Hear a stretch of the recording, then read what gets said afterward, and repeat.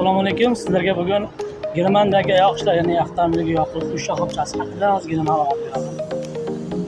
Avtomobilga yoqilib quyish shoxobchasi asosan katta yo'l bo'ylariga, trassalarda bo'ladi. Bularga o'ziga xos bo'lgan xususiyatlar haqida ozgina ma'lumot beraman. Avtomobil shoxobchalarida asosan pul beruvchilar bo'lmaydi. Ular narxi, mana dizel narxi, bular hammasi yevroda. Narxlarni dollarga, yevroga hisoblab olasizlar. Bu yerda hech qachon quyuvchilar bo'lmaydi. Siz o'zingiz to'xtagan holda avtomatdan foydalanib o'zingiz quyib olasiz. Yoqilg'i quyishni o'zingiz tanlaysiz, quyasiz. Bu yerda narxi va litri ko'rsatiladi. So'ngra quyib bo'lgandan keyin ichkari kassaga yuborasiz. Ammo oyoq ishlari deyarli shunday xizmatlar bor, ya'ni bu yerda hattoki uyingni quyib olishingiz mumkin.